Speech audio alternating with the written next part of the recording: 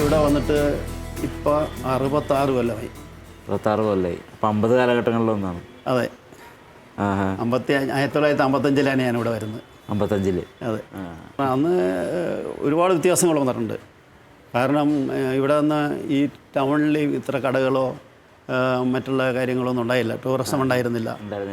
ഒരു നാട്ടിൽ നിന്ന് ഒരാൾ വന്നാൽ താമസിക്കാൻ ഒരു വീടില്ല, ഒരു സ്ഥലമില്ല, ഒരു റൂമില്ല. അപ്പോൾ അവരെങ്കിലും വന്നിട്ടുണ്ടെങ്കിൽ ആരെങ്കിലും പരിചയക്കാരുടെ വീട്ടിൽ പോയി അന്ന് താമസിക്കണം. തണുപ്പ് ഭയങ്കരമാണ് ആ കാലത്ത്. പിന്നെ കൂടുതലന്ന് ആൾക്കാർ ഇങ്ങോട്ട് വരെയൊന്നുമില്ല. എന്താണെന്ന് വെച്ച് കഴിഞ്ഞാൽ മലേറിയ ഉള്ള കാലമാണ്. മലേറിയ വ്യാധിയുള്ള ഒരു കാലഘട്ടമായിരുന്നു. അപ്പോൾ ആൾക്കാരൊന്നും കൂടുതലിങ്ങനെ വന്നിട്ടില്ല. പിന്നെ ഒരു മലേറിയ എന്ന് പറഞ്ഞ ഒരു ചെടി ഉണ്ടാക്കിയിട്ടുണ്ട്. എന്താണെന്ന് വെച്ച് കഴിഞ്ഞാൽ കൊയിന ചെടി കൊണ്ടുവന്ന് അവർ എല്ലാ സ്ഥലത്തും ഈ എസ്റ്റേറ്റിലൊക്കെ വെച്ച് പിടിപ്പിച്ച് വെള്ളക്കാരൻ. എന്ന് വെച്ചാൽ മലേറിയ വന്നു കഴിഞ്ഞാൽ അതിൻ്റെ ഇല പറിച്ചിട്ട് അരച്ച് കലക്കി കുടിപ്പിക്കും. അത് ഹോസ്പിറ്റലിലും ഉണ്ടാകും. അത് അതിൻ്റെ പിന്നെ അന്ന് തന്നെ ടാബ്ലറ്റൊന്നും ഇറങ്ങിയിട്ടില്ല എനിക്ക് തോന്നണം. ഇതാണ് കൊടുക്കുന്നത്. പിന്നെ ഈ കൊതുകിനെ പിടിക്കാൻ വേണ്ടി കുറേ മരങ്ങൾ, എവിടെയൊക്കെ നിൽപ്പുണ്ട് ആ മരങ്ങൾ. ഇങ്ങനെ കൊസുവെട്ടി എന്ന് പറഞ്ഞൊരു മരമുണ്ട്. ആ മരം ഇങ്ങനെ വലുതായി വന്നിട്ട് അതിലിരുന്ന് ഇങ്ങനെ കായലുണ്ടാകും. നമ്മുടെ ഈ പിന്നെ എന്താണ് വെണ്ടയ്ക്ക ഉണ്ടാകുന്ന കായകൾ അതിലുണ്ടാകുന്നുണ്ട്. ഒരുപാട് കായ ഇങ്ങനെ പൂത്ത് കായ ഉണ്ടാകും. അത് പൂത്ത് ഇങ്ങനെ വിടർന്നു കഴിഞ്ഞാൽ ചുമപ്പ് പൂവുകളായിരിക്കും. അപ്പോൾ അതിനൊരു പശയുണ്ടാകും. അതിങ്ങനെ വിടർന്നു വരുമ്പോൾ ഇതിൻ്റെ ആകർഷണം കൊണ്ട് ഈ ചെടി കൊതുകുകളൊക്കെ അതേലും വന്ന് ഒട്ടും. പിന്നെ അവിടെ നിന്ന് പോകാൻ പറ്റില്ല. അങ്ങനെ കൊതുകിനെ പിടിക്കാനായിട്ടുള്ള അങ്ങനെ സംവിധാനമൊക്കെ ഉണ്ടായിരുന്നു. പിന്നെ ഈ ടൗൺ എന്ന് പറയുന്നത് വേറെ കടകളൊന്നുമില്ല. മെയിൻ മാർക്കറ്റ് താഴത്ത്, പച്ചക്കറി മാർക്കറ്റ്, ഇത്രയേ ഉള്ളൂ. വേറെ ഒന്നും ഉണ്ടായിരുന്നു. റോച്ചാസ് എന്ന് പറഞ്ഞ ഒരു കട ഉണ്ടായിരുന്നു. നമ്മുടെ നാട്ടുകാരനെയാണ്, ഒരു ആംഗ്ലോ ഇന്ത്യൻ്റെ ഒരു കടയായിരുന്നു റോച്ചാസ്. അപ്പോൾ ഇവിടെ വന്നു കഴിഞ്ഞപ്പോൾ ഞാൻ ആദ്യമായിട്ട് ഈ പള്ളിയിലാണ് കയറി വരുന്നത്. അന്ന് ഞാനിവിടെ വരുമ്പോൾ 3 വെള്ളക്കാരച്ചന്മാരാണ്. Father Benedict, father Marian, father Benjamin, ഇങ്ങനെ 3 അച്ഛന്മാരാണ്. അപ്പോൾ ഇവിടെ വന്ന ഉടനെ ഞാൻ പള്ളിയിൽ വന്ന് അച്ഛനായിട്ട് പരിചയപ്പെടുന്നു. അപ്പോൾ എന്താ ഇങ്ങനെ വന്നതെന്നൊക്കെ ചോദിച്ചാൽ പറഞ്ഞു, ഞാനിങ്ങനെ നാട് വിട്ട് വന്നതാണ് അച്ഛോ. ഇങ്ങനെ എനിക്ക് എൻ്റെ ഒരു കൂട്ടുകാരൻ്റെ വീട്ടിലാണ് ഞാൻ താമസിക്കുന്നത്. അയാളാണ് എന്നെ ഇവിടെ വന്നപ്പോൾ പരിചയപ്പെട്ട് എന്നെ കൊണ്ടുവന്നത്. അപ്പോൾ ഞാൻ അദ്ദേഹത്തിൻ്റെ വീട്ടിൽ ഞാൻ താമസിച്ചുകൊണ്ടിരിക്കുകയാണ്. അപ്പോൾ ഇവിടെ എന്താ ചെയ്യുന്നതെന്ന് ചോദിച്ചു. എന്ത് ജോലിക്കാണ് വന്നതെന്ന് ചോദിച്ചു. ഞാൻ പറഞ്ഞു ഞാനിങ്ങനെ കർണാടകയിൽ ഉണ്ടായിരുന്നു. അവിടെ ഒരു കോൺട്രാക്ടറുടെ കൂടെ ഇങ്ങനെ വർക്ക് ചെയ്തുകൊണ്ടിരുന്നു. വർക്ക് സൈറ്റിൽ പോകും, അങ്ങനെ വർക്കൊക്കെ ചെയ്തുകൊണ്ടൊക്കെ ഇരിക്കുകയായിരുന്നു. അതിൻ്റെ കൂടെ ഞാൻ ഈ ഹാൻഡിക്രാഫ്റ്റ്, ഈ കാർപ്പൻ്റർ കൊത്തുപണികളൊക്കെ ചെയ്യാൻ പഠിച്ചു കുറച്ചൊക്കെ. അങ്ങനെ ഉണ്ടായിരുന്നു. അപ്പോൾ വർക്കൊക്കെ അറിയാമെന്ന് ചോദിച്ചു അതിൻ്റെ അകത്ത്. ഇങ്ങനെ കുറച്ചൊക്കെ അറിയാം എന്ന് പറഞ്ഞു. അപ്പോൾ അച്ഛൻ പറഞ്ഞ്, അച്ഛൻ്റെ ഭാഷയിൽ അച്ഛൻ പറയും, പിന്നെ വിശ്വാസം വേണ്ടോ എന്ന് ചോദിച്ചു. വിശ്വാസം കൊണ്ടോ. അപ്പോൾ പിന്നെ വിശ്വാസം വേണം, പിന്നെ ഈ പള്ളിയിൽ വരണം, പിന്നെ കുർബാന കാണണം, പിന്നെ കള്ളം പറയരുത്, എല്ലാം പറയുന്നതൊക്കെ നേര് പറയണം, എല്ലാവരുമായിട്ടും പരിചയപ്പെടണം, സ്നേഹമായിട്ട് പോകണം, എപ്പോഴും പള്ളിയിൽ വരണം, ഞാനും ഇവിടെ ഉണ്ടാകും, എപ്പോഴും എന്നെ വന്ന് കാണുക, പോരുക, പള്ളിയിലേക്ക് ചില കാര്യങ്ങളൊക്കെ ചെയ്യേണ്ടതൊക്കെ വരും. അപ്പം നിങ്ങൾ കൂട്ടുകാരൊക്കെ ഉണ്ടെങ്കിൽ അവരെയൊക്കെ വിളിച്ചുകൊണ്ട് വരണം എന്നൊക്കെ അച്ഛൻ പറയുമായിരുന്നു. പിന്നെ പള്ളിയിൽ കൂടുതൽ അടുപ്പമായി അച്ഛനായിട്ട്. അച്ഛൻ്റെ ഈ വർത്തമാനം കേൾക്കാനും അച്ഛൻ്റെ മലയാളം ഭാഷകളൊക്കെ കുറച്ച് പ്രധാനപ്പെട്ട. ഇവിടെ പള്ളിയിൽ ഞങ്ങളൊരു സാവിയോ സ്പോർട്സ് ക്ലബ്ബ് എന്ന് പറഞ്ഞൊരു ക്ലബ്ബ് തുടങ്ങി ഫാദർ മരിയാൻ്റെ കാലത്ത്. അങ്ങനെ ഞങ്ങൾ 160 മെമ്പേഴ്സ് ഉണ്ടായിരുന്നു. പിന്നെ പല കലാപരിപാടികളും, നാടകങ്ങൾ, ഇങ്ങനെ പല മിമിക്രികൾ, ഇങ്ങനെയൊക്കെ പല ഇതുകളൊക്കെ. പിന്നെ സ്പോർട്സ്, ടേബിൾ ടെന്നീസ്, ബാഡ്മിൻ്റൺ, ഇങ്ങനെയെല്ലാം ചെയ്തുകൊണ്ടിരുന്നു. പിന്നെ ഇവിടെ ഒരു വിൽസൻ്റ് പോൾ സൊസൈറ്റി പ്രവർത്തിക്കുന്നുണ്ട്. അതിൻ്റെ അകത്ത് അങ്ങനെ കൂടെ ഞാനാണ്. അതിൻ്റെ മരണ സംഘടനത്തിൻ്റെ പ്രസിഡൻ്റായിരുന്നു ഞാൻ. അപ്പോൾ അത് ഞങ്ങൾ ആദ്യകാലത്ത് കുറേ കാലങ്ങൾക്ക് മുൻപ് ഈ വിൽസൻ്റ് പോൾ സൊസൈറ്റി തുടങ്ങിയിട്ട് 63 വർഷമായി.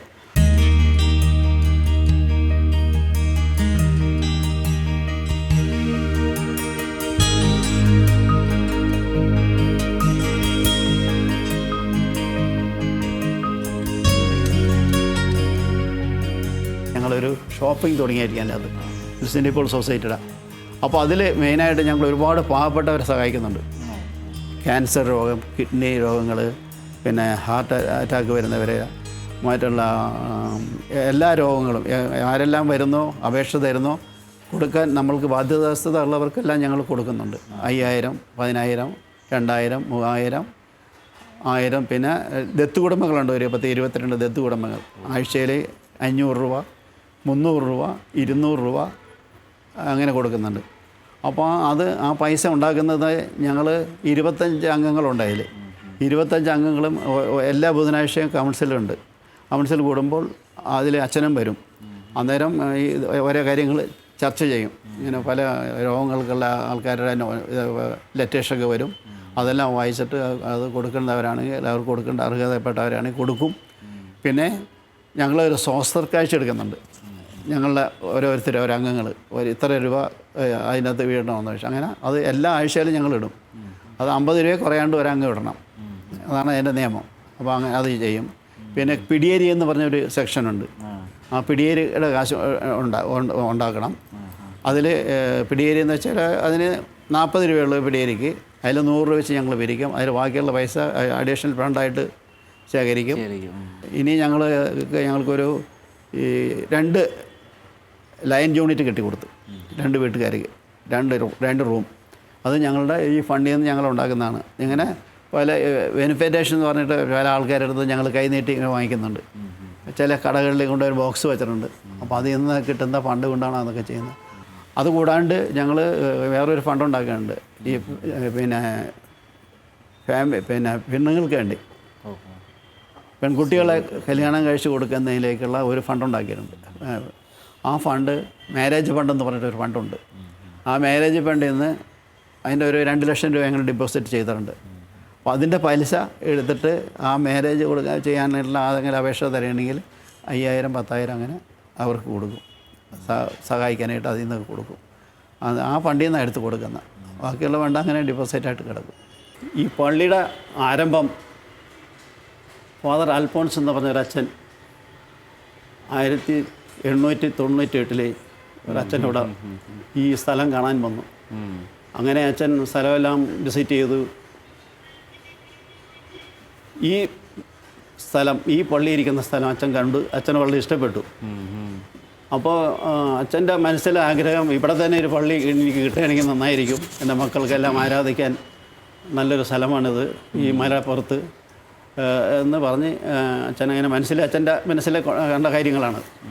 അങ്ങനെ ഇവിടുത്തെ കണ്ണന്തയം കമ്മിയുടെ ജന്മനായരായിട്ട് കാണുകയും അതിയായിട്ട് ബന്ധപ്പെട്ടു.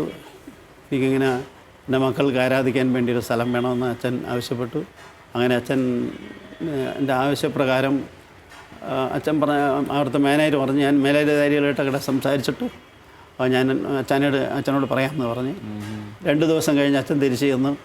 അപ്പോൾ അച്ഛനെ കിട്ടിയ ഒരു സന്ദേശം, നിങ്ങൾക്ക് തരാനായിട്ട് ഒരു ജന്മനായരെ അനുവദിച്ചിട്ടുണ്ട്, അതുകൊണ്ട് നിങ്ങൾക്ക് സ്ഥലം തരാം, അച്ഛൻ കണ്ട സ്ഥലം തന്നെ തരാമെന്ന് പറഞ്ഞു. അങ്ങനെ അച്ഛൻ ഇവിടുന്ന് തിരിച്ച് നാട്ടിലേക്ക് പോയിട്ട് അരമനയിൽ അറിയിച്ചു. അപ്പോൾ അരമനയിൽ നിന്ന് അവിടുത്തെ ബിഷപ്പും കാര്യങ്ങളും ഒക്കെ ആയിട്ട് അവരോടൊക്കെ പറഞ്ഞു കഴിഞ്ഞപ്പോൾ അവരും അതിന് വേണ്ട നിർദ്ദേശങ്ങളെല്ലാം കൊടുത്ത് അച്ഛൻ അതിന് വേണ്ടുള്ള സംവിധാനമെല്ലാം ഉണ്ടാക്കിക്കോ, നമുക്കവിടെ പള്ളി പണിയാമെന്ന് അരമനയിൽ നിന്ന് നിർദ്ദേശം കൊടുത്തു. അങ്ങനെ അച്ഛൻ ഇവിടുത്തെ ജനങ്ങളെയും വിശ്വാസികളെല്ലാം വിളിച്ചു കൂട്ടി നമുക്ക് ഈ കാടൊന്ന് വെട്ടിത്തെളിക്കണം, നമുക്കിവിടെ ഒരു പള്ളി പണിയണമെന്ന് പറയുന്നത്. ഒരു കാടായിരുന്നത്, ഒരു ഭയങ്കര ഈ താഴെ നിന്ന് നോക്കി കഴിഞ്ഞാൽ വലിയ മലയാണെന്നാണ് പറയുന്നത് ആയിരുന്നു. അത് അച്ഛൻ അതിൻ്റെ ഈ സ്ഥലത്തിന് പേരിട്ടത് മൗണ്ട് കർമ്മൽ എന്ന് പേരിട്ട്.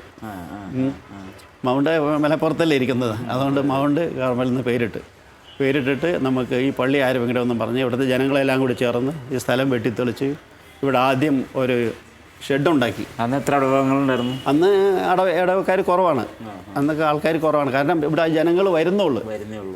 അവിടെ നാട്ടുകാർ കുറേ ആൾക്കാരൊക്കെ ഈ ജോലിക്ക് കണ്ണന്തയം കമ്പനിയിൽ ജോലിക്ക് വന്ന ആൾക്കാരും പിന്നെ തമിഴൻസാണ് ഇവിടെ കൂടുതൽ ഉണ്ടായിരുന്നത് അന്ന്. അപ്പോൾ അവരെല്ലാവരും ഈ അച്ഛനെ വളരെ വിശ്വാസമായിരുന്നില്ല ഈ അൽഫോൺസ് അച്ഛനെ. അച്ഛൻ പറഞ്ഞ എല്ലാ കാര്യങ്ങളും ഈ ജനങ്ങൾ ചെയ്യും, അത്ര ഭക്തനായിരുന്നു അച്ഛൻ. അപ്പോൾ അങ്ങനെ അച്ഛൻ്റെ നിർദ്ദേശപ്രകാരം ഒരു ഷെഡടിച്ചു. ആ ഷെഡിൽ അച്ഛൻ ഇവിടുത്തെ ആരാധനകൾ തുടങ്ങി, ജനങ്ങൾ വരാൻ തുടങ്ങി. അത് കഴിഞ്ഞ് കുറേ കാലം കഴിഞ്ഞ് ഒരു കൊല്ലം 2 കൊല്ലം കഴിഞ്ഞിട്ട് പിന്നീട് ഒരു പള്ളി, നല്ലൊരു പള്ളി പണിയണമെന്നും അവിടെ തീരുമാനം അച്ഛനെടുത്തു. അങ്ങനെ അത് അരമനയിൽ അറിയിച്ചു. അവിടുത്തെ അധ്യക്ഷൻ പ്രകാരം ഇതൊരു നല്ലൊരു പള്ളി പണിയാനായിട്ടുള്ള നിർദ്ദേശം കൊടുത്തു. അങ്ങനെ അച്ഛൻ ഈ പള്ളി നിർമ്മിച്ചത്.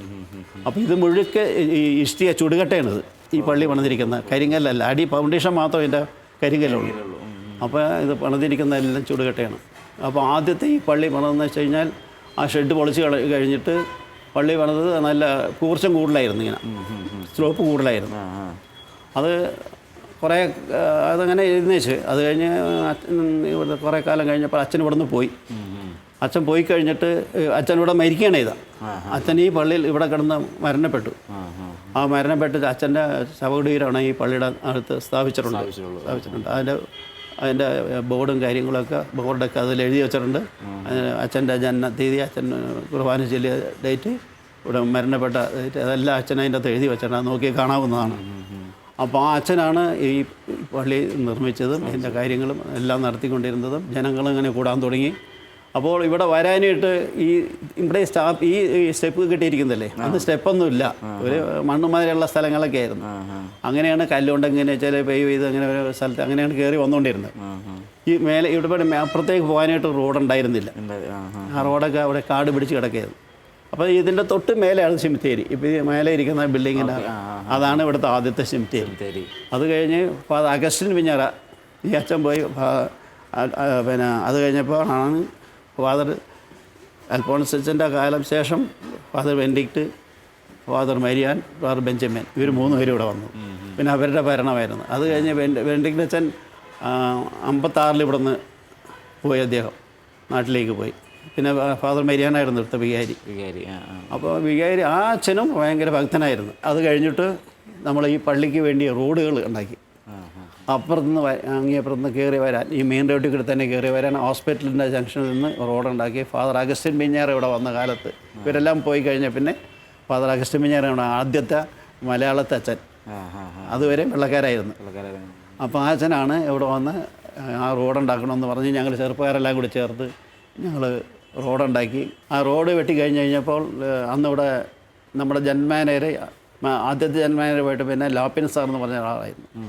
അപ്പോൾ ലാപ്പിൻ സാഹിബിനെ പോയി അച്ഛൻ കണ്ടു. എനിക്ക് ആ റോഡിന് ടാർ ചെയ്ത് തരണം എന്ന് പറഞ്ഞു. അങ്ങനെ ജന്മാനേർ അതൊരു 17,000 രൂപ ഒന്ന് സാങ്ഷൻ ചെയ്തു ആ റോഡിന്. അപ്പോൾ ജന്മാനേർക്ക് എന്നെ അറിയാം, ഞാൻ കമ്പനിയിൽ ജോലി ചെയ്യണമുണ്ട്. അപ്പോൾ ജന്മാനേർ പറഞ്ഞു അത് ഒ പി ജോർജിനെ ഏൽപ്പിച്ചാൽ മതി, പുള്ളിയെ ചെയ്തോളും, ഞാൻ പേ ചെയ്തോളാം സാഹിബ് പറഞ്ഞു.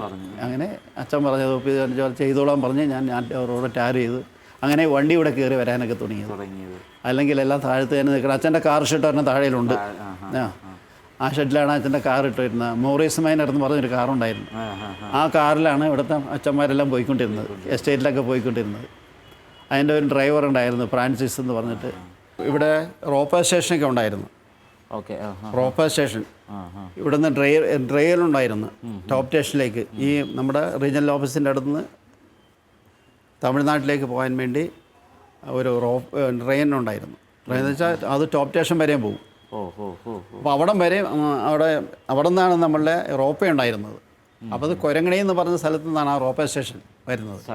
അവിടെ നിന്നാണ് കമ്പനിക്ക് എല്ലാ ലോഡുകളും വന്നുകൊണ്ടിരുന്നത്. തമിഴ്നാട്ടിൽ നിന്നാണ് ധാന്യങ്ങളെല്ലാം, ഇവിടെ തൊഴിലാളികൾക്ക് കൊടുക്കാനുള്ള ധാന്യങ്ങൾ മുഴുക്കെ വന്നുകൊണ്ടിരുന്നത് അവിടെ നിന്നാണ്. ആ റോപ്പയിലാണ് വരുന്നത്. റോപ്പയിൽ വന്നിട്ട് ഇവിടുന്ന് തമിഴ്നാട്ടിലാക്കി മധുര മറ്റേ അങ്ങോട്ട് കയറ്റി വിടും. അവിടെ നിന്ന് സാധനം ഇങ്ങോട്ട് വരും. പല പല സാധനങ്ങൾ ഇങ്ങനെ കൊണ്ടുവരികയും പോവുകയൊക്കെ ചെയ്തുകൊണ്ടായിരുന്നു. അതിൻ്റെ ഫോട്ടോ ഒക്കെ ഇവിടെ ഉണ്ട്. അതിനോടൊപ്പം തന്നെയാണ് ഈ റെയിൽവേ ഉണ്ടായിരുന്നത്. ആ 1924 വെള്ളപ്പൊക്കത്തിന് അവിടെ ഒരു ഈ റീജിയണൽ ഓഫീസിൻ്റെ അപ്പുറത്തൊരു പാലം ഉണ്ടായിരുന്നു ടൗൺ കടക്കാനായിട്ട്. ആ പാലം തകർന്നു പോയി. ആ പാലം തകർന്നു പോയിട്ട് പിന്നെ ട്രെയിൻ അതോടെ നിന്നുപോയി. ഈ വെള്ളപ്പൊക്കം വന്ന ടൈമിൽ നമ്മുടെ ഈ കുരിശുപള്ളിയുള്ള ഇപ്പോൾ ഈ താഴത്തുള്ള ചാപ്പൽ അവിടെ ഉണ്ടായിരുന്നു. ആ ചാപ്പലിൻ്റെ ലെവൽ വരെയും വെള്ളം വന്ന് ആ ചാപ്പലിനൊന്നും പറ്റില്ല. ടൗണിലൊക്കെ വെള്ളം കയറി മുങ്ങിപ്പോയി. കുറേ ഫാക്ടറികളൊക്കെ തകർന്നു പോയി, റോഡുകളെല്ലാം പോയി, കുറേ ആൾക്കാരെല്ലാം മരിച്ചു, ലയങ്ങളെല്ലാം കുറേ തകർന്നു. അങ്ങനെ കുറേ നാശനഷ്ടങ്ങൾ അന്ന് ഉണ്ടായിട്ടുണ്ട്. 56-57 ഈ പള്ളിയുടെ റൂഫ് ഒരു കാറ്റ് വന്നു, ഒരു കൊടുങ്കാറ്റുണ്ടായി. ആ റൂഫ് പറപ്പിച്ച് തകരങ്ങളെല്ലാം പറന്നു പോയി. അന്നേരം വെള്ളക്കാരൻ്റെ അച്ഛൻ്റെ കാലത്തായിരുന്നു, അച്ഛന്മാരുടെ കാലത്തായിരുന്നു. അന്നേരം ആ റൂഫ് നമ്മൾ കമ്പനിയിൽ ഇങ്ങനെ പറഞ്ഞ് ഇവിടുത്തെ ഒരു കോൺട്രാക്ടറോട് പറഞ്ഞ് അത് റൂഫ് ഈ 2ാമതിട്ട റൂഫാണത്. അപ്പോൾ അതിൻ്റെ സ്ലോപ്പ് കുറച്ചു. മുൻപ് കൂർച്ചം കൂടുതലായിരുന്നു. അപ്പോൾ അതിൻ്റെ എല്ലാം ഇതുവരെ ഒരു കമ്പിയും കൊണ്ടുള്ള റൂഫായിരുന്നു, ഈ ഉരുട്ട് കമ്പിയും കൊണ്ടുള്ള ആ റൂഫ് ഉറപ്പിച്ച് പഴയ കാലത്ത് തകരമായിരുന്നു. അല്ല പിന്നെ ഇംഗ്ലണ്ട് മെയ്ഡ് തകരങ്ങളൊക്കെ ആയിരുന്നു ആ കാലത്തുണ്ടായിരുന്നത്. അതെല്ലാം പറപ്പിച്ച് കളഞ്ഞു. എന്നിട്ട് ആ റൂഫ് അത് തന്നെ ആ ഇരുമ്പെല്ലാം മാറ്റിയിട്ട് തകരങ്ങളൊക്കെ അത് തന്നെ ഇട്ട് രണ്ടാമത് റൂഫിട്ട്, രണ്ടാമത് ആംഗ്ലൈനൊക്കെ ഇട്ട് റൂഫിട്ട്. ഇപ്പം സ്ലോപ്പ് കുറച്ചാണ് ഇപ്പം റൂഫ്, ആ റൂഫാണ് ഇപ്പം ഫ്രണ്ട് കാണുന്നത്. അതിൻ്റെ ഷൈൻ സൈഡൊക്കെ മാറ്റി ആ മോഡൽ മാറ്റിയത്. അങ്ങനെ പള്ളിയുടെ ഈ പള്ളി 125ാമത് വർഷം വരെയാണ്, 125ാമത്തെ കൊല്ലം ജൂബിലി കൊണ്ടാടാനായിട്ടുള്ള സംവിധാനങ്ങളാണ് ഇനി നടപ്പിലാക്കിക്കൊണ്ടിരിക്കുന്നത്. അപ്പോൾ അതിനുള്ള ഒരുക്കങ്ങളായിക്കൊണ്ടിരിക്കുകയാണ്. ഇപ്പം അത് അടുത്ത വർഷം 2023 അത് നടത്താനായിട്ട് തീരുമാനിച്ചിരിക്കുന്നത്. അപ്പോൾ അത് നടത്തണം.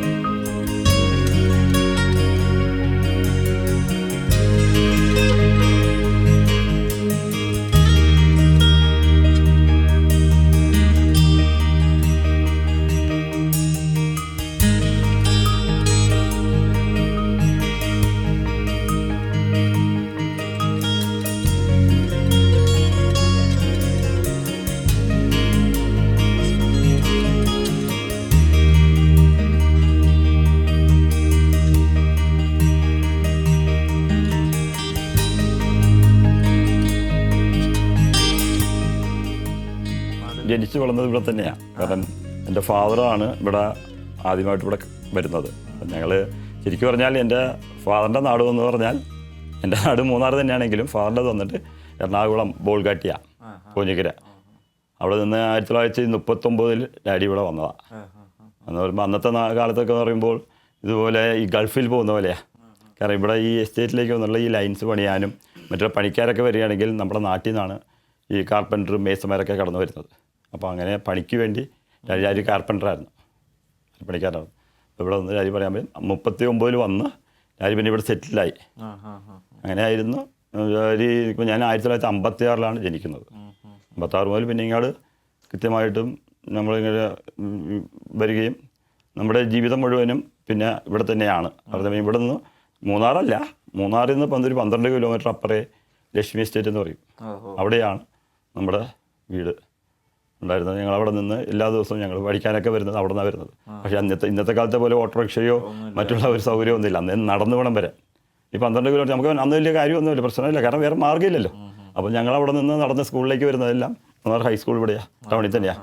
വേറെ സ്കൂളിൽ ചെറിയ സ്കൂളുകളൊന്നുമില്ല, LP സ്കൂളൊന്നും എല്ലാം വരണമെങ്കിലും LP സ്കൂളും ഹൈസ്കൂളും എല്ലാം മൂന്നാർ ടൗണിൽ തന്നെയാണ്. 7ാം ക്ലാസ് പഠിക്കുമ്പോൾ തന്നെ പിന്നെ എനിക്ക് ഒരു പുഷ് ബൈക്ക് എന്ന് പറഞ്ഞ പറഞ്ഞില്ലേ, സൈക്കിള് കിട്ടി. നമ്മൾ അതുകൊണ്ടാണ് ദിവസം പ്രതി വരുന്നത്. അങ്ങനെ സൈക്കിളിലൊക്കെ നന്നായിട്ട് ഇത് ചെയ്തു. ഞാൻ ഓൾ കേരള സൈക്ലിസ്റ്റാണ്.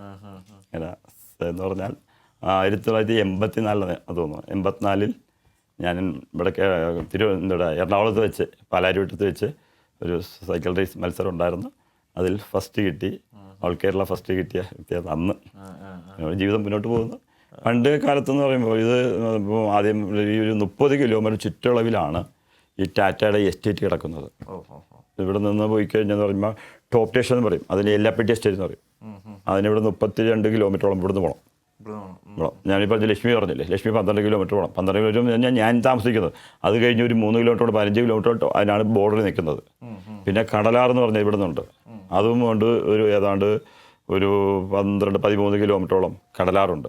അപ്പോൾ ഇങ്ങനെ നൈമക്കാട് കിടക്കുന്നത് രാജമല നമ്മുടെ ഈ മറയൂർ പോകുന്ന വഴിക്കാണ്. അതും ഉണ്ട് ഏകദേശം ഒരു 15-20 കിലോമീറ്ററോളം.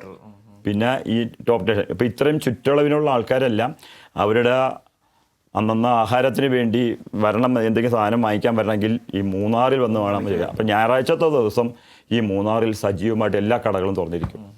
ചന്തകളും കാര്യങ്ങളും എല്ലാം ഞായറാഴ്ച ഉള്ളൂ. അന്ന് നമുക്ക് താഴെയൊക്കെ എല്ലാവരും ഞായറാഴ്ച കട പൂട്ടും. പക്ഷേ മൂന്നാറിൽ വന്നിട്ട് ഞായറാഴ്ച കട തുറക്കുള്ളൂ.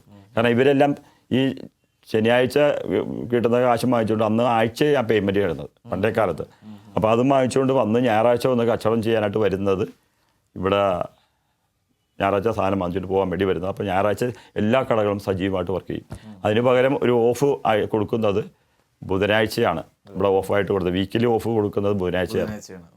അങ്ങനെ എല്ലാ ബുധനാഴ്ച വർക്ക്. പിന്നെ ആൾക്കാരൊക്കെ ഇവിടെ വരുമ്പോൾ അത്രയും ദൂരത്തെ സാധനം വാങ്ങിച്ചുകൊണ്ട് ഒരാഴ്ചക്കുള്ള സാധനം വാങ്ങിച്ച് ഒരു കൊണ്ടുപോകും. നമ്മളെപ്പോലെ എല്ലാ ദിവസവും ആവശ്യത്തിനുള്ള സാധനം വാങ്ങിക്കാൻ പറ്റില്ല. ഒരാഴ്ചക്കുള്ള സാധനം ഇവിടെ നിന്ന് പർച്ചേസ് ചെയ്ത് വീട്ടിൽ കൊണ്ടുപോകും. പിന്നെ അന്നത്തെ കച്ചവടം ഇപ്പം നന്നായി പുരോഗമിച്ചു. പിന്നെ എന്നാലും ആ പഴയ ട്രഡീഷൻ തന്നെയാണ്. ഞായറാഴ്ച എല്ലാ കടകളും സജീവമായിട്ട് വർക്ക് ചെയ്യുന്നുണ്ട്. ഇവിടെ ബാങ്ക് പോലും ഒരു കൊച്ചിൻ ബാങ്ക് എന്ന് പറയുന്നത് ഇപ്പം SBI ആയിട്ട് മാറിയായിരുന്നു. നേരത്തെ കൊച്ചിൻ ബാങ്ക് എന്ന് പറഞ്ഞൊരു ബാങ്ക് ഉണ്ടാകും, അതായിരുന്നു ഇവിടെ. ആ ബാങ്ക് വരയ്ക്കും ഞായറാഴ്ച വർക്കിംഗ് ആയിരുന്നു. ഇപ്പോൾ ലക്ഷ്മിയിലും ഞങ്ങൾക്കൊരു സ്റ്റേഷൻ പള്ളി ഉണ്ടാകും. ഞങ്ങളുടെ പള്ളി എന്ന് പറയുന്ന സമയത്ത് പള്ളി അവിടെ ഉണ്ടെങ്കിലും ഞായറാഴ്ച മാത്രം അവിടെ കുർബാനകൾ വരുള്ളൂ അച്ഛന്മാർ. ഇപ്പോഴും അത് തന്നെയാണ്, ഞായറാഴ്ച എല്ലാ ദിവസവും അവിടെ കുർബാനയില്ല. കാരണം മൂന്നാറിൽ നിന്ന് വേണം അച്ഛന്മാർ അവിടെ വന്ന് കുർബാന ചൊല്ലിക്കൂടും. അവിടുത്തെ ആൾക്കാർക്ക് ഇങ്ങനെ വരാനുള്ള അസൗകര്യം ഉള്ളതുകൊണ്ട് ഇവിടുന്ന് മൂന്നാറിൽ നിന്ന് അച്ഛന്മാർ വന്ന് ഇതുവരെ അവിടെ കുർബാന ചൊല്ലിക്കൊടുക്കും. അങ്ങനെ ഇപ്പോഴും അതേ തന്നെ കണ്ടിന്യൂ ചെയ്യുന്നത്. അപ്പോൾ അങ്ങനെ എന്നാലും ഞങ്ങൾ മിക്കപ്പോഴും ഞങ്ങളവിടെ ചിലപ്പം അച്ഛന്മാരെ കിട്ടിയില്ലെങ്കിൽ അവർ വിളിച്ച് ഇങ്ങനെ ആരെങ്കിലും പറഞ്ഞു വിടും. എന്നാൽ പിന്നെ ഇങ്ങനെ ഫോണിൻ്റെയൊക്കെ വളരെ കുറവാണല്ലോ, അന്ന് ഫോണൊന്നും ഇല്ല. അങ്ങനെയെങ്കിൽ ഇപ്പോൾ സമയത്ത് ഇങ്ങനെ പറഞ്ഞു വിടുമ്പോൾ ഞങ്ങൾ നേരെ മൂന്നാറിലേക്ക് വരും. പള്ളിയിലേക്ക് വരുന്നെങ്കിൽ ആത്മീയമായിട്ടുള്ള കാര്യങ്ങൾക്ക് തന്നെ പള്ളിയിലേക്ക് വരുന്നത്. അങ്ങനെ ഇങ്ങനെ പിന്നെ ഈ പള്ളിയുടെ കീഴിൽ ഇപ്പം ഒരു 10 സ്റ്റേഷൻ പള്ളിയുണ്ട്. അത് ക്രിസ്മസിനും ഈസ്റ്ററിനൊക്കെ ഞങ്ങൾ വരുമ്പോൾ കമ്പനിയിൽ ടാറ്റയുടെ ട്രാക്ടർ കൊടുത്തു വിടും. ഇങ്ങോട്ട് വരാൻ, രാത്രി വരാൻ, തിരിച്ചു പോരാൻ. പക്ഷെ അന്നെന്ന് പറഞ്ഞ കേസിലല്ലേ ഈ മരം കോച്ചുന്ന തണുപ്പെന്ന് പറഞ്ഞാൽ, കാരണം മൈനസിലേക്ക് പോകും. ഡിസംബറിലേക്ക് നവംബർ തുടങ്ങുമ്പോൾ തന്നെ നമുക്കറിയാം, നവംബർ ഡിസംബറിലൊക്കെ ശരിക്ക് തണുപ്പുള്ള സമയമാണ്. കാരണം പറഞ്ഞാൽ രാവിലെ നോക്കിക്കഴിഞ്ഞാൽ പുല്ലിലൊക്കെ ഇങ്ങനെ ഗ്ലാസിൻ്റെ ലെവലിൽ ഐസ് കിടപ്പുണ്ടാവും. നമ്മളെടുക്കാം. ഞാനൊക്കെ അങ്ങനെ സ്കൂളിലേക്ക് പോകുന്ന സമയത്തൊക്കെ ഈ കിളികളുണ്ടല്ലോ, കിളികളൊക്കെ നടന്നു പോയി പറക്കാൻ പറ്റാതെ, മരവിച്ചിട്ട് പറക്കാൻ പറ്റാത്ത സ്ഥിതിയിൽ ഇങ്ങനെ ചാടി പോകും. ഞാൻ പിടിച്ചുകൊണ്ട് പോയിട്ട് കൂട്ടിലൊക്കെ ഒരു കമ്പിയൊക്കെ കൊണ്ട് കെട്ടിയിട്ടിട്ടാണ് തിരിച്ചു പറയും. വൈകുന്നേരം ആകുമ്പോൾ കുത്തി എടുത്തിട്ട് അപ്പോൾ വൈകുന്നേരം ഞാൻ തിരിച്ചു വരുമ്പോൾ ഉണ്ടാകുന്നോർത്ത് വരും, പക്ഷേ കാണില്ല. പക്ഷെ അങ്ങനത്തെ ഒരു സന്ദർഭമുണ്ട്. അപ്പോൾ അന്നൊക്കെ ഞങ്ങൾ ഈ പറഞ്ഞ തണുപ്പത്തിലാണ് ഇവിടെ പള്ളിയിലേക്ക് വരുന്നത്. അന്ന് അവിടെ ട്രാക്ടർ തന്നഴക്കും ഞങ്ങൾക്ക്. ഇവിടെ ആൾക്കാരൊക്കെ വരാൻ വേണ്ടി ഞങ്ങളിപ്പോൾ റിക്വസ്റ്റ് കൊടുക്കും ആൾക്കാർ, ഞങ്ങൾ ഇത്ര പേര് പള്ളിയിൽ പോകണം, പള്ളിയിൽ പോയിട്ട് വരണം. രാത്രിയൊക്കെ പോകുന്ന സമയത്ത് എല്ലാവരും ഈ പാതിരക്കുർബാന കഴിഞ്ഞ് വരുമ്പോഴത്തേക്ക് ആനയുണ്ടാവും. ആനശല്യം ഉള്ളതുകൊണ്ട് കമ്പനി ട്രാക്ടർ പ്രൊവൈഡ് ചെയ്യും. ആ ട്രാക്ടറിലാണ് ഞങ്ങൾ ഇവിടെ വന്ന് പള്ളിയിൽ വന്ന് കുർബാന കണ്ട് പാതിരക്കുർബാന കണ്ട് തിരിച്ചു പോകുന്നത്. അന്ന് കരോള് നടത്തും. പക്ഷേ ഞങ്ങൾ നടത്തുമ്പോൾ ഞങ്ങളുടെ ഏരിയയിൽ തന്നെ ഞങ്ങൾ രാത്രി എല്ലാ വീടുകളിലും അവിടെ ഉള്ള വീടുകളിലൊക്കെ, കാരണം അന്ന് ക്രിസ്ത്യാനികൾ സജീവമായിട്ട് ഉണ്ടായിരുന്നു. കാരണം ഞാൻ പറഞ്ഞില്ലേ, VRS മുമ്പ് എന്ന് പറഞ്ഞാലും ഈ ജോലിക്കൊക്കെ വേണ്ടി നാട്ടിൽ നിന്ന് ആൾക്കാർ ഇറങ്ങി വരുന്നേരം നല്ലൊരു ശതമാനം ആൾക്കാരുണ്ടായി. അന്ന് നമുക്ക് നന്നായിട്ട് അറിയാം കുറേ ഫാമിലീസൊക്കെ. ഇപ്പോൾ എന്ന് പറഞ്ഞാൽ ഒരു വിരലിലുണ്ടാകുന്ന 18-20 കുടുംബങ്ങളൊക്കെ ഞങ്ങളുടെ അവിടെ ഉള്ളൂ. പക്ഷെ അന്ന് 70-75 കുടുംബങ്ങൾ ഇതിനടുത്ത് തന്നെ ലക്ഷ്മിയിലുണ്ടായിരുന്നു. അന്ന് ഇടവകളിലേക്ക്, നമ്മുടെ പള്ളികളിലേക്കൊക്കെ ആൾക്കാരെ ആകർഷിക്കുന്നതും നമ്മൾ വചനപ്രഘോഷം നടത്തുന്നതും അങ്ങനത്തൊക്കെ എങ്ങനെയായിരുന്നു? ആൾക്കാരുടെ ഒരു സാന്നിധ്യം എത്രത്തോളം ഉണ്ടായിരുന്നു? അന്ന് സാന്നിധ്യം ഇതിനേക്കാൾ കൂടുതൽ വിശ്വാസം ഉണ്ടായിരുന്നു ആൾക്കാർക്ക്. ഇപ്പോഴുള്ള വിശ്വാസത്തെക്കാളും ആൾക്കാർക്ക് ഭയങ്കര കുർബാന സ്വീകരിക്കുന്ന കുമ്പസാരിച്ചിട്ടേ കുർബാനയ്ക്ക് ഉള്ളൂ എന്നുള്ളൊരു വിശ്വാസം. പക്ഷേ ഇന്നേ കാലത്ത് വളരെ ഇതാണ്. ആൾക്കാർക്കൊന്നും വലിയ ദിവ്യകാരണത്തെക്കുറിച്ചാലും ദിവ്യബലിയെക്കുറിച്ച് ഇപ്പം മിക്കവരും ഇപ്പോൾ പുറത്ത് നിൽക്കുന്നതൊക്കെ ശരിയൊക്കെ ഞങ്ങളൊക്കെ പലപ്പോഴും പറയും, സ്ഥലമുണ്ടല്ലോ ഉള്ളോട്ട് കയറി നിൽക്കാൻ പറയും. സാരമില്ല എന്ന് പറഞ്ഞാൽ ഇവിടെ നിൽക്കും. നമ്മൾ ചെറുപ്പക്കാരൊക്കെ ഇപ്പോൾ എല്ലാവരും പുറത്ത് നിന്ന് കുർബാന കണ്ടിട്ട് പോകുന്ന ആ ഒരു സ്ഥലം. പക്ഷേ അന്ന് അങ്ങനെയല്ല. അന്ന് വളരെ വിശ്വാസമായിട്ട് ഉള്ളിൽ തന്നെ വന്ന് കുർബാന കാണും. കുർബാന ഭയഭക്തിയോടുകൂടെ കുമ്പസാരിച്ചിട്ട് കുർബാന കാണും. എൻ്റെ ഡാഡിയൊക്കെ അന്നത്തെ എന്ന് പറഞ്ഞാൽ കഴിയുമ്പോൾ ഞാൻ വീട്ടിൽ ജപമാല ചൊല്ലാനുള്ള കാര്യത്തിൽ ജപമാല ചൊല്ലിയിൽ അന്ന് കഞ്ഞിയില്ല. കാരണം ആ സമയമുണ്ട്, ഒരു 7:30 മണി കറക്റ്റാണ് സമയത്ത് എല്ലാവരും വന്ന് മുട്ടുമെന്നോളം അന്ന് കുടുംബ പ്രാർത്ഥന ജപമാല ചൊല്ലി കഴിഞ്ഞിട്ട് വീട്ടിൽ ആഹാരം അത്താഴം തരത്തുള്ളൂ എന്നുള്ള ആ ഒരു വിധത്തിൽ അന്നൊരു സ്ട്രിക്റ്റായിരുന്നു. ആ വിധത്തിൽ അന്ന് പോയിരുന്ന വലിയ വിശ്വാസം എന്നുള്ള വിഷയം. ഇപ്പോൾ പണ്ടത്തെ ഇതിനേക്കാളും മെച്ചമായിരുന്നു പണ്ടേ കാലം. ഇപ്പോഴത്തെ പിള്ളേർക്ക് ഇത്ര വിശ്വാസമില്ല. കാരണം നമുക്കറിയാമല്ലോ ഇപ്പം ഈ കൊറോണ വന്ന കാലത്തോട് ഭയങ്കര പ്രശ്നം ഉണ്ടായിരുന്നു. ഞാൻ എന്ന് പറഞ്ഞാൽ ആൾക്കാരെ എല്ലാവരും പറഞ്ഞു ടി വി കണ്ടാൽ പോരെ, ആൾക്കാർ പറയുന്ന ഒരു ഇതാണ് എല്ലാം പോകണതില്ല. അപ്പോൾ ഒരു ഇടയ്ക്കൊരു നമുക്കെങ്കിലും അവർക്കൊരു ലൂപ്പുകൾ നമ്മൾ കൊടുത്തല്ലോ. ഇങ്ങനെ കൊറോണ വന്നു പറഞ്ഞാൽ എല്ലാവരും വീട്ടിൽ നിന്ന് കുർബാന കണ്ടാൽ മതി. അപ്പോൾ ഞങ്ങൾ ടി വിക്കകത്ത് കണ്ടാൽ മതി, അപ്പോൾ ടി വിക്കകത്ത് കണ്ടാലും മതിയല്ലോ എന്നുള്ളൊരു ഉള്ളതാണ്. ഇപ്പം ടി വി കൊറോണ ഒക്കെ കഴിഞ്ഞ് എല്ലാവരും പള്ളിയിലേക്ക് വരാൻ സജീവമായിട്ട് വരാൻ പറഞ്ഞാലും നമ്മൾ പറഞ്ഞെങ്കിൽ പോലും അവർക്ക് അത്രമാത്രം ഉൾക്കൊള്ളാൻ പറ്റുന്നില്ല. അതിനകത്ത് ആ ഇടയ്ക്ക് ഉണ്ടായ ഗ്യാപ്പ് അനുസരിച്ച് അവരതിനകത്ത് മുതലെടുക്കുന്നു. 1996 കാലഘട്ടം തുടങ്ങിയാണ് നമ്മൾ കരിസ്മാറ്റിലേക്ക് ആൾക്കാർക്ക് എന്താണ് കരിസ്മാറ്റിക് എന്താണെന്നും ബൈബിൾ കാണാൻ തുടങ്ങിയത് 1996 മുതലാണ്. ഇവിടെ എൻ്റെ ഓർമ്മയിൽ ആൾക്കാരൊക്കെ തുടങ്ങി. പക്ഷേ അവിടെ നിന്ന് ഞാൻ പറഞ്ഞത് ജോസ് നെടുനിലത്ത് അച്ഛൻ വന്നു. അച്ഛൻ അന്ന് ഇവിടെ വന്നിട്ട് പുള്ളി ഒരു കരിസ്മാറ്റിക്കാരനാണ് അച്ഛൻ വന്നത്.